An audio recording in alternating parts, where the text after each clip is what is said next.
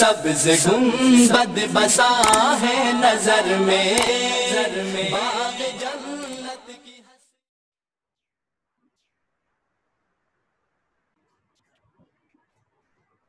بسم اللہ الرحمن الرحیم الحمد للہ وکفی وسلام علی عبادہ الذین اصطفی اما بعد۔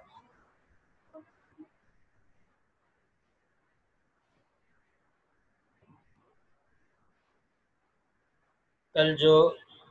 تدریس قرآن کے متعلق بات ہوئی تھی، آج مخارج کا بیان شروع کرتے ہیں کہ عید سے پہلے جو کلاسیں ہو چکی تھیں وہ مخارج کے بیان تک ہو چکی تھی کہ مخارج کا بیان ختم ہوا تھا ابھی، تو آج دوبارہ اس کو کر لیتے ہیں تاکہ پھر آگے سلسلہ چل سکے۔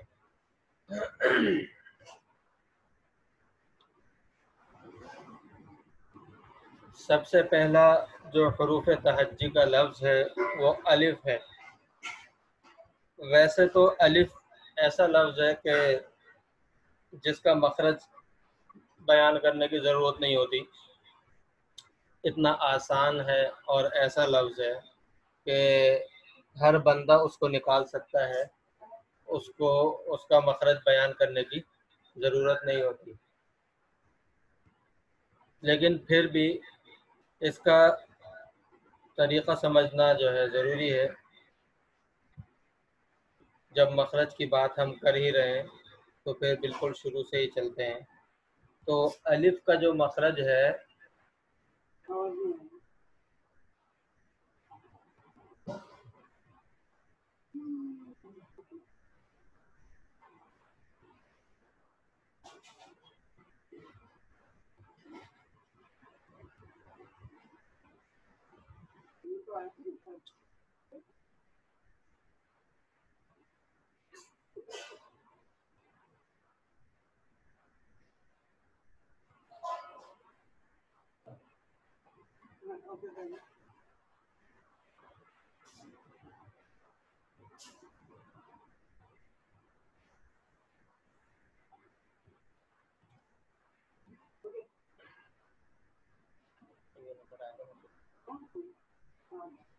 الف کا جو مخرج ہے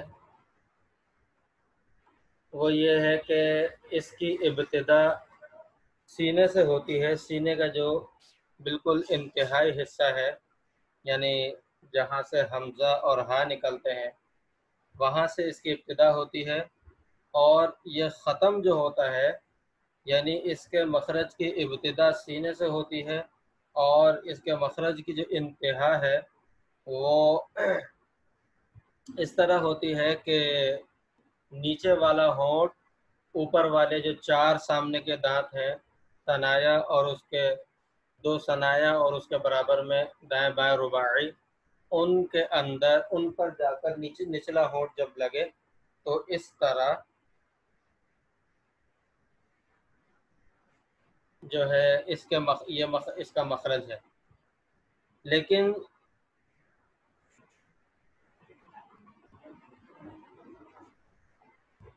آسان لفظوں میں اس کو یوں سمجھیں کہ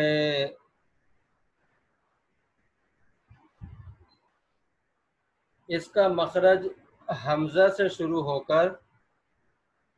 اور فا کے مخرج پہ ختم ہوتا ہے۔ حمزہ سے شروع ہوتا ہے اور فا پہ ختم ہوتا ہے اس کا مخرج۔ یہ اس کا مخرج سمجھنے کا دوسرا طریقہ ہے۔ اور جیسا کہ میں نے بتایا کہ الف کا مخرج سمجھنا یعنی الف کا مخرج جاننا اور سمجھنا اتنا ضروری نہیں ہے کہ بہت آسان سا لفظ ہے۔ اس کے بعد ہے با۔ با کا جو مخرج ہے، دراصل یہ با ہونٹوں سے نکلتا ہے، دونوں جو ہونٹ ہیں اوپر نیچے کے، تو دونوں ہونٹوں کا جو خشک حصہ ہے، یعنی ہونٹوں کے ہم دیکھیں ایک حصہ وہ ہوتا ہے جو گیلا اور تر حصہ ہوتا ہے، اور دوسرا حصہ ہونٹوں کا وہ ہوتا ہے جو تھوڑا باہر کی طرف کو اور مزید باہر کی طرف کو ہوتا ہے، اور وہ گیلا یعنی سوکھا حصہ ہوتا ہے۔ تو جو ہونٹوں کا सूखा यानी खुश्क हिस्सा है, ऊपर और नीचे वाले होंठ जब दोनों हिस्से आपस में मिल जाएं तो इससे बा निकलता है, बा अदा होता है इससे। जब दोनों होठों के खुश्क हिस्से मिल जाएं आपस में तो इससे बा अदा होता है। इसी के मखरज के करीब एक और भी लफ्ज़ का मखरज है, वो आगे आएगा इंशाअल्लाह तो फिर बताएंगे, लेकिन दोनों में फ़र्क। इसके बाद है ता। ता का मखरज है ये ऐसे इस तरह है कि ज़बान का जो किनारा है, ज़बान का किनारा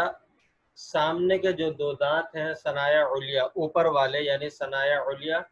यानी ऊपर वाले जो सामने के दो दांत हैं, उन दोनों दांतों से ज़बान का किनारा लगे तो इससे ता अदा होता है। इसके बाद है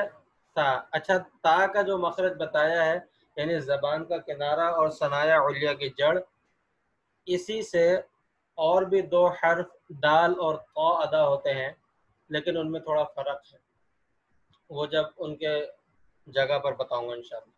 इसके बाद है सा। सा का मखरज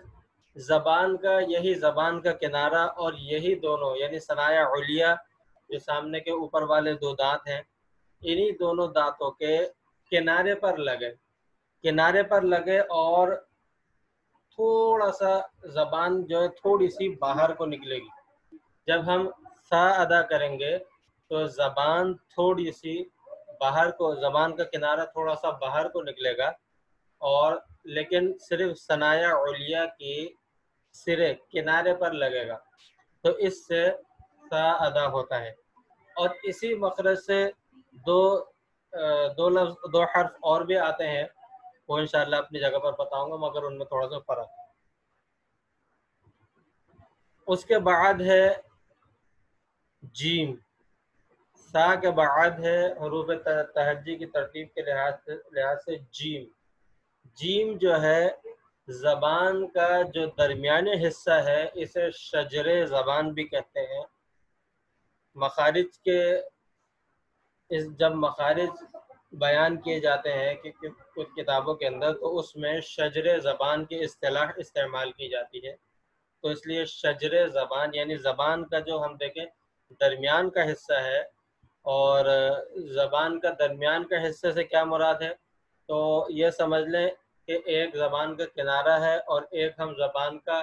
जो है जड़ कहते हैं, जो क़ाफ वगैरह में आती है, तो उसके बाद का हिस्सा। और या आसानी के लिए यूँ भी समझ लें कि ज़बान के किनारे से तकरीबन 1.5 फीट अंदर की तरफ, ज़बान के किनारे से तकरीबन 1.5 फीट अंदर की 1.5 फीट बोल रहा हूँ, 1.5 फीट की तो ज़बान भी नहीं होती, 1.5 इंच तकरीबन अंदर की तरफ किनारे से, तो 1 फीट या 1 इंच या 1.5 इंच बनता है तकरीबन, तो इससे जीम निकलता है। ये ज़बान का ये वाला हिस्सा, दरमियान का हिस्सा शजर ज़बान, जब अपने सामने वाले ऊपर के तालु से लगे, यानी ऊपर का जो तालु है, मुंह का जो ऊपर वाला हिस्सा है, हमारे जबड़े होते हैं, 2 जबड़े होते हैं, एक ऊपर और एक नीचे, तो जो ऊपर वाला हिस्सा होता है वो ज़बान का दरमियानी हिस्सा उसी के सामने, यानी अपने ऊपर वाले हिस्से, जब हिस्से के तालु के सामने जो है जाकर लगे, तो इससे जीम अदा होता है। यानी जीम का मखरज शजरे ज़बान यानी ज़बान का दरमियानी हिस्सा, और आसानी के लिए यूँ समझ लें कि ज़बान के किनारे से 1 इंच या 1.5 इंच तकरीबन ज़बान के किनारे से जो है अंदर की तरफ, मुंह की तरफ, तो वो जो है उससे, वो जब अपने सामने वाले यानी अपने मद्दे मुकाबिल ऊपर के तालु से लगे, तो इससे जीम अदा होता है। इसके बाद है हा। अच्छा, ये जो शजर ज़बान बताया है, इससे इसी मखरज से और भी 2 हर्फ निकलते हैं, कुल 3 हर्फ इस मखरज से भी निकलते हैं, लेकिन उनमें भी थोड़ा फ़र्क है, वो भी आगे आएंगे तो इंशाअल्लाह बताऊंगा। इसी तरह इसके बाद है हा। हा का मखरज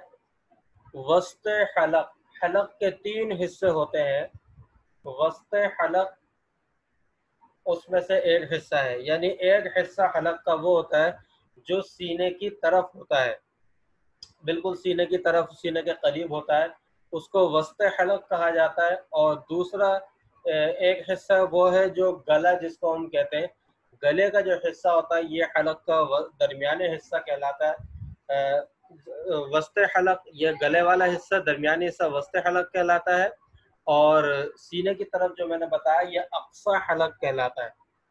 اور اسی طرح حلق کا وہ حصہ جو منہ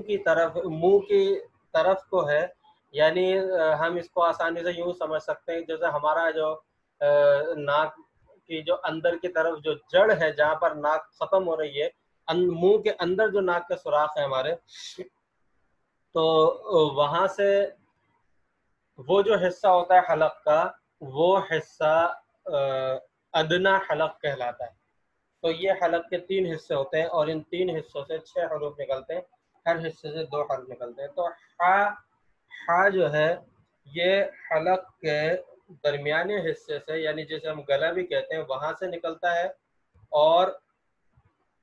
اچھا، ہا جب ہم نکالیں گے تو ہا نکالتے وقت گلے میں اندر کی طرف ہلکا سا دباؤ ہوگا، اندر کی طرف ہلکا سا گلے میں دباؤ ہوگا جب ہم ہا نکالیں گے۔ اگر اس طرح حلق کے اس حصے سے اور اس طرح نکلا کہ ہلکا سا دباؤ ہو تو پھر تو ہا نکلے گا، مگر نہ اس کو اگر اپنے مخرج سے نہ نکالا تو بعض اوقات بعض لوگ جو اس کو ہا پڑھ دیتے ہیں، ہا پڑھ رہے ہوتے ہیں لیکن ہا کو اپنے مخرج سے نہیں، ہا اور ہا کے بیچ کے مخرج سے نکال کر اس کو ہا پڑھ لیتے ہیں، یوں کر کے ہا پڑھ دیتے ہیں، تو یہ غلط ہے بالکل۔ خا، اس کے بعد ہے خا، تو یہ خا جو ہے یہ ادنا حلق جو میں نے بتایا تھا منہ کی طرف ادنا حلق جو ہے حلق کا حصہ ہے وہ ادنا حلق کہلاتا ہے جو منہ کی طرف کو ہے۔ اور میں نے بتایا کہ ہمارے ناک کی جو اندر کے سوراخ ہیں، منہ میں جو جا رہے ہوتے ہیں جڑ، وہ اسی جگہ پر جا رہے ہوتے ہیں، یا اس کو آسانی سے سمجھنے کے لیے ایسے جیسے بلغم وغیرہ آتا ہے تو وہ جس طرف ہوتا ہے وہ حصہ ہی ادنا حلق کہلاتا ہے، تو وہاں سے خا نکلتا ہے۔ اچھا، جس حصے سے یعنی وسط حلق سے ہا نکلتا ہے وہاں سے ایک اور بھی حرف نکلتا ہے، اسی طرح خا جس حصے سے نکلتا ہے یعنی ادنا حلق سے، تو وہاں سے بھی ایک اور حرف نکلتا ہے۔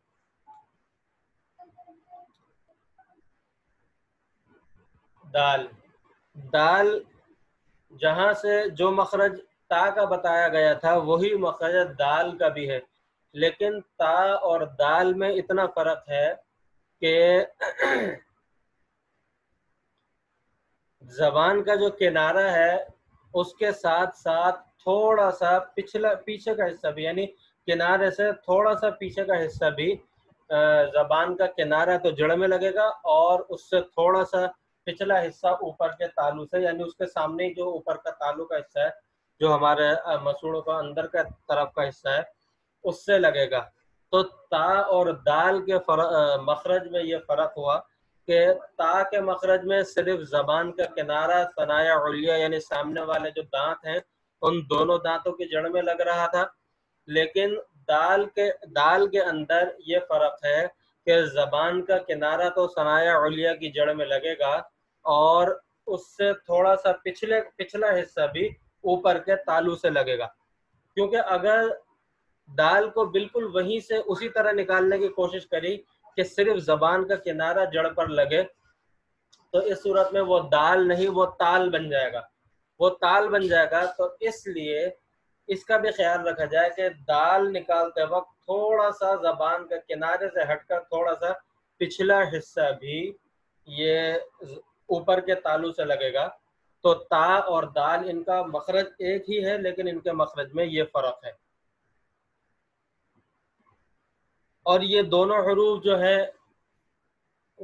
وہ حروف ہیں جن کو موٹا نہیں کیا جاتا، یہ دونوں حروف کبھی بھی موٹے نہیں ہوتے۔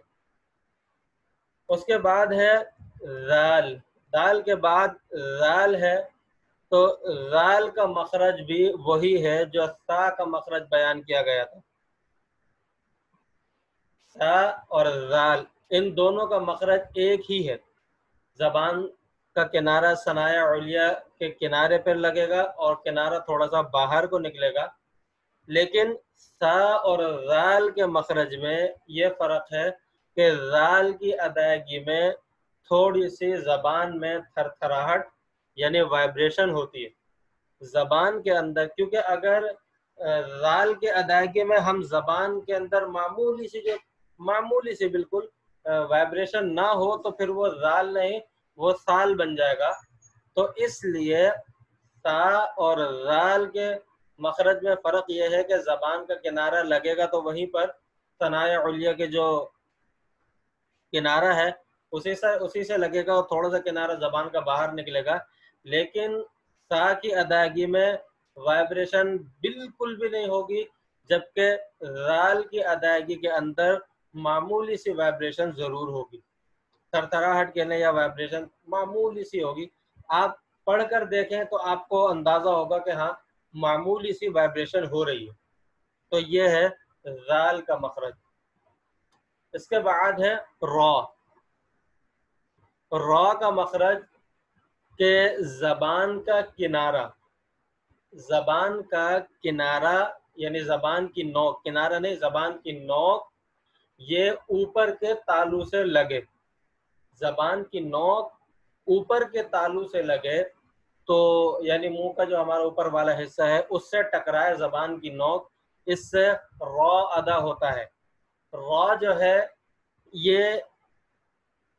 یعنی بولنے کے اندر اس کو جو ہم حروف تہجی کے جو نام ہیں ان کو ہم نام بھی کہہ سکتے ہیں یا ان کو ہم بولنا بھی کہہ سکتے ہیں. میں عموماً ان کو بولنے سے تعبیر کرتا ہوں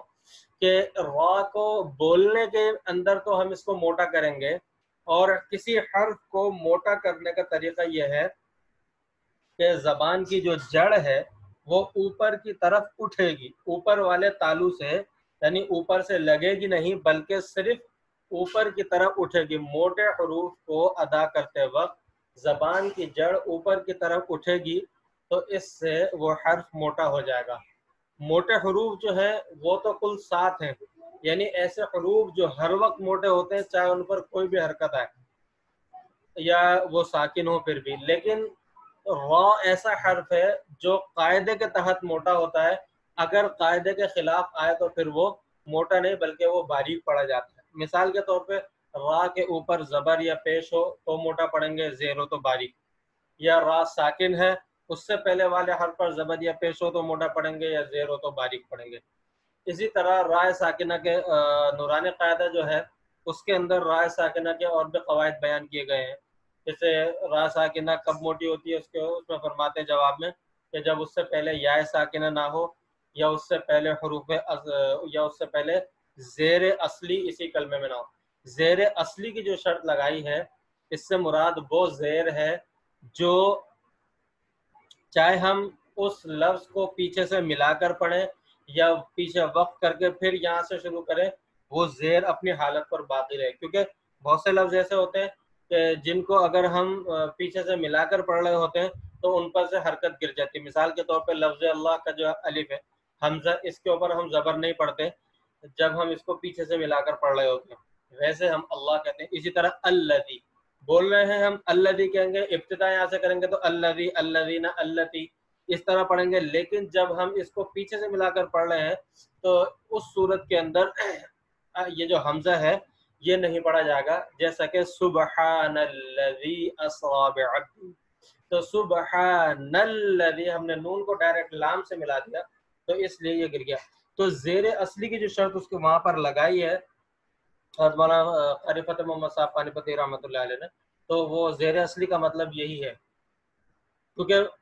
یہ جو اللہ اس طرح کے حروف ہیں ان کو یہ جو حمزہ ہوتے ہیں ان کو حمزہ وصلی کہا جاتا ہے. تو یہ حمزہ ایسے ہوتے ہیں کہ کہیں ان پر پیش لگتا ہے وہ عربی صیغے کے حساب سے ہوتا ہے، کہیں پیش لگتا ہے کہیں زیر لگتا ہے اس کے اوپر. امر کا صیغہ ہے یعنی جیسے ہم حکم دیتے ہیں کسی بات کا تو حکم دینے کے لیے عربی کے اندر جو استعمال ہوتا ہے اس کے اندر عموماً زیر لگتا ہے. جیسے وَأْمُرْ أَهْلَكَ بِالصَّلَاةِ نہیں، بلکہ یہاں پر نہیں، عربی صیغے کے لحاظ سے یہاں پر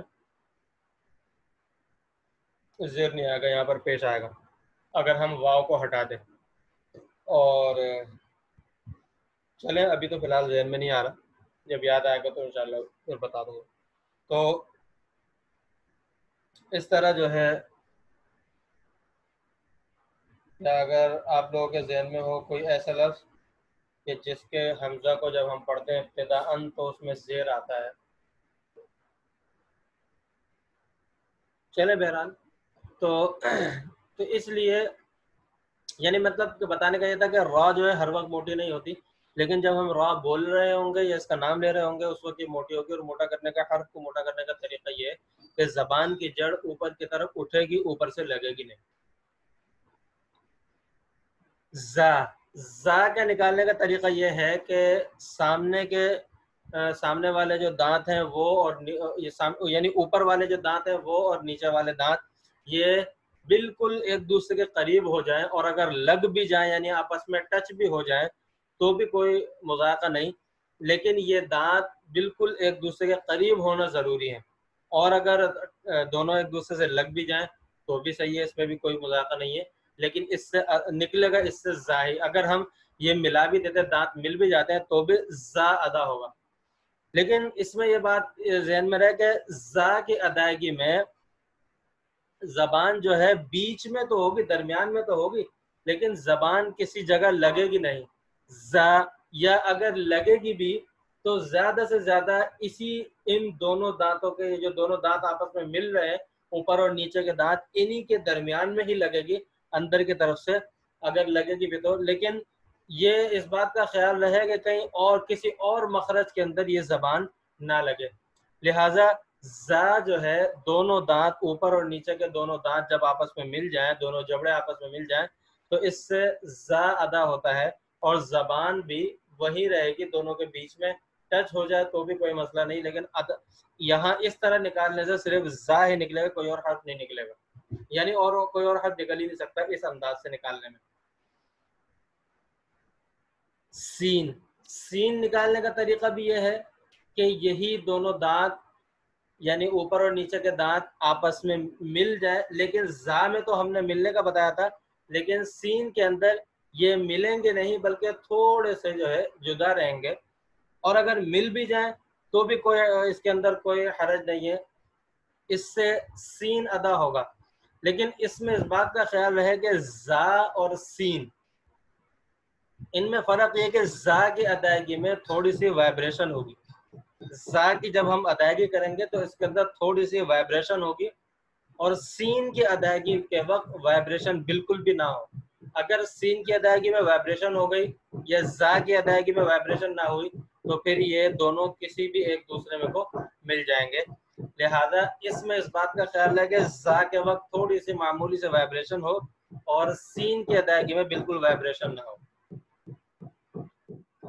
اس کے بعد ہے شین. شین کہاں سے نکلے گا؟ وہی زبان کا جو جیم والا مخرج بتایا تھا، شجر زبان، یعنی زبان کا جو درمیانی حصہ بتایا تھا. لیکن شین کی ادائیگی کے لیے جیم کے مقابلے میں تھوڑا سا اسی جگہ سے لیکن تھوڑا سا منہ کی طرف کو ہٹ کر، شین کا مخرج جیم کے مقابلے میں تھوڑا سا منہ کی طرف کو ہٹ کر ہے. شین یہاں سے یہ نکلے گا، اور جیم کے مخرج میں زبان کا درمیانی حصہ اوپر کے تالو سے لگ رہا تھا، شین کے مخرج میں اوپر کے تالو سے لگے گا نہیں، اس کے قریب تو جائے گا لیکن اوپر کے تالو سے لگے گا نہیں. تو یہ جو شجر زبان جیم شین یا ان تینوں کا مخرج بتایا جاتا ہے، تو اس کے اندر فرق یہ ہے، اس فرق کو ضرور مد نظر رکھیں کہ جیم کی ادائیگی کے وقت زبان کا درمیانی حصہ اوپر سے لگ جائے گا، اور شین کی ادائیگی کے وقت ایک تو تھوڑا سا منہ کی طرف آنا پڑے گا بیچ کے حصے سے، اور دوسرا یہ کہ اوپر کے تالو سے نہیں لگے گا زبان کا یہ درمیانی حصہ شجر زبان. اس سے شین ادا ہوگا. اور شین حروف تفشی میں سے ہے، یعنی اس کے ادائیگی کے وقت آواز پوری منہ کے اندر پھیل جاتی ہے، تو یہ آواز بھی پھیلنی چاہیے، آواز پھیلے. شین. اس کے بعد صاد. صاد کا مخرج جو ہے وہ وہی ہے جو سین کا مخرج ہے، بالکل وہی مخرج ہے صاد کا. لیکن اس میں فرق اتنا ہے، ان دونوں مخرج میں فرق اتنا ہے، سین کی ادائیگی کے وقت چونکہ سین موٹے حروف میں سے نہیں ہے،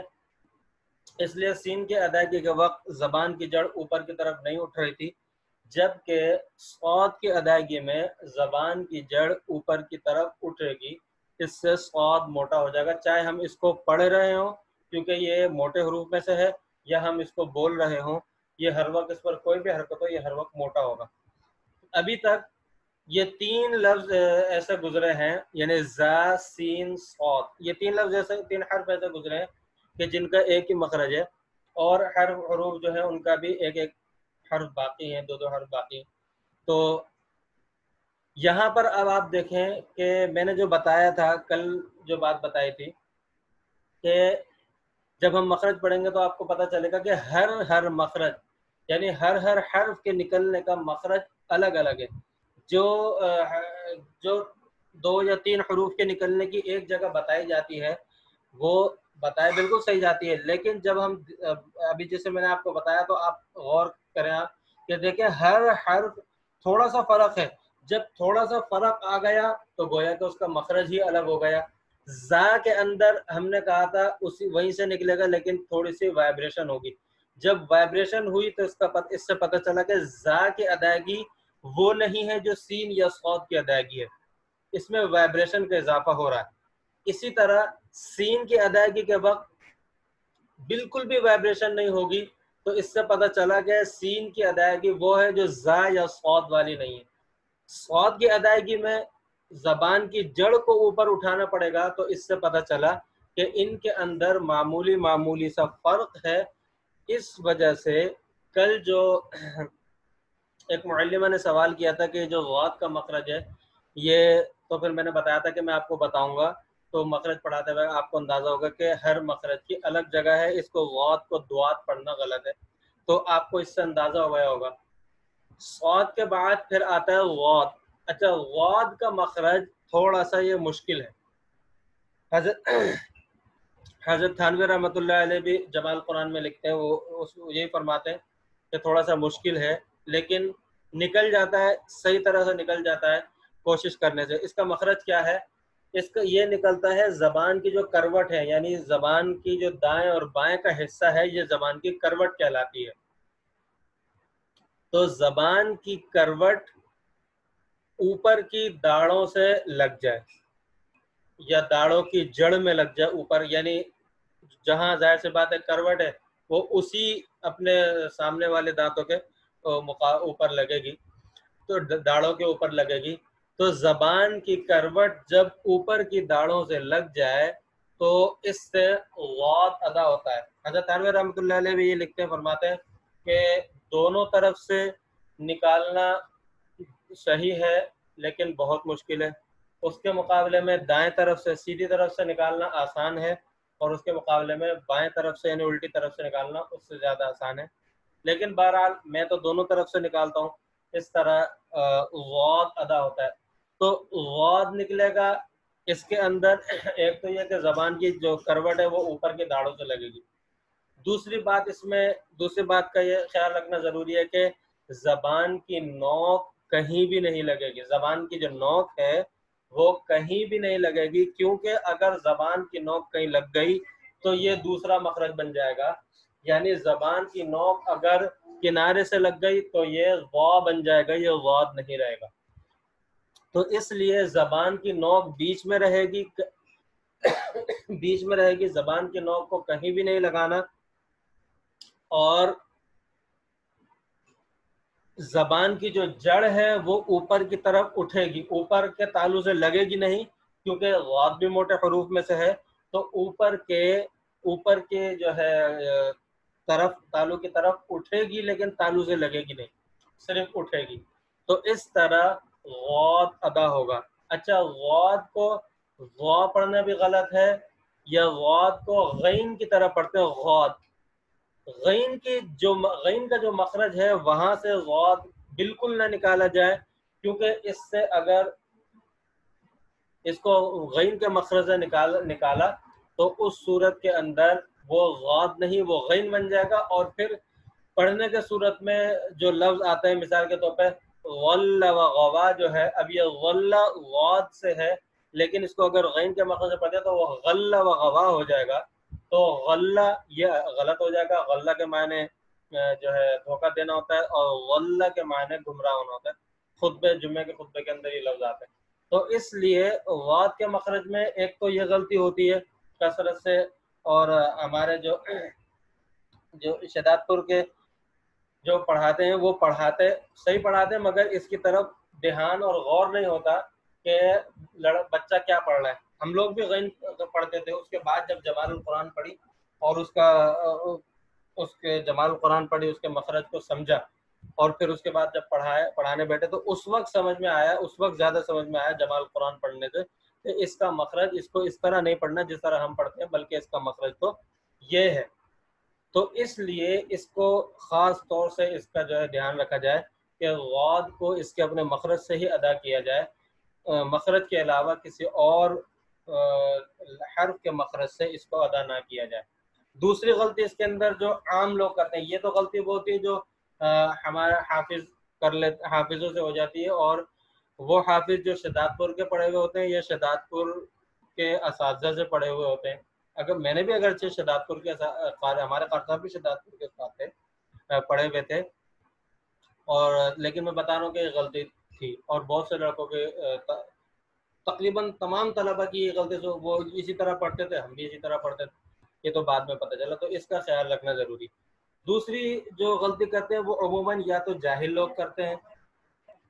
یا پھر عموماً تو جاہل لوگ کرتے ہیں، اور ان کی دلیل کیا ہے؟ ان کی دلیل یہ ہے کہ سعودیہ میں ایسے پڑھتے ہیں. تو یہ جو یا پھر یہ غلطی کرتے ہیں بریلوی یا غیر مقلد. بریلوی یا غیر مقلد یہ غلطی کرتے ہیں کیونکہ وہ مخرج کو دیکھے بغیر،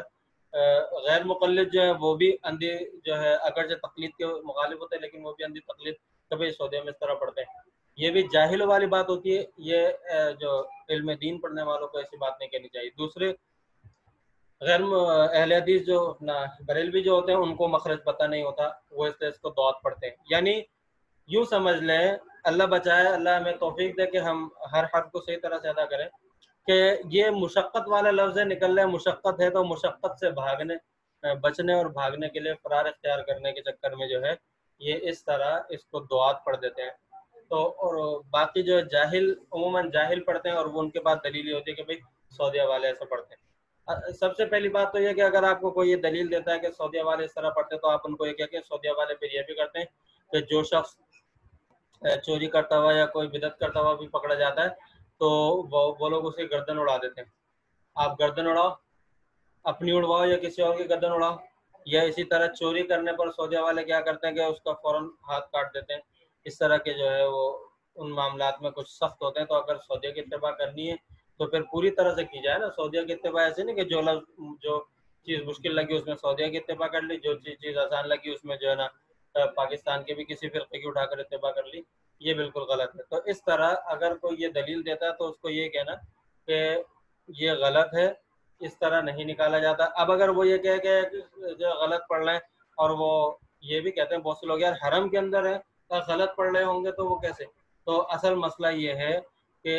یہ غاد کا مخرج، یہ دعات جس طرح پڑھا جا رہا ہے مخرج اس کا بالکل غلط ہے. البتہ اس کے مخرج سے ایسا کوئی فرق، یعنی اتنا فرق اس کے مخرج سے نہیں پڑ رہا ہوتا جو معنی کفریہ ہو جائیں یا ایسے معنی ہوتے ہیں جس سے نماز چلی جائے غاد کو دعات پڑھنے کے اندر. کیوں؟ اس لیے کہ اس کے اندر اس کی وجہ یہ نہیں ہے کہ اس کے اندر جو ہے اس کے مخرج کے اندر غلط پڑھنے کی وجہ سے نماز پہ فرق نہیں پڑ رہا، بلکہ اس کی وجہ ہے کہ اس کے اندر اجتہاد ہے. یعنی ان کی اجتہاد ہے اور انہوں نے اجتہاد کر کے وہ یہ سمجھے کہ اس کا مخرج یہ ہے اس طرح، اس وجہ سے. وگرنہ خالی لاپرواہی کی وجہ سے یا نفسانیت کی وجہ سے اگر اس طرح کیا جائے گا تو وہ بالکل غلط ہے، اور اس صورت میں تو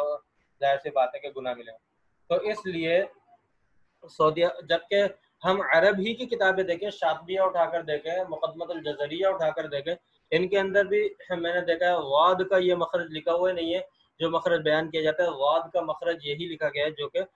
حضرت تھانوی رحمۃ اللہ علیہ بیان فرمایا، اور جو ہمارے علماء دیوبند ہند و پاک کے اندر جو ہمارے علماء دیوبند بیان فرماتے ہیں. تو اس لیے اس کے مخرج پر خاص طور سے توجہ دینی ضروری ہے.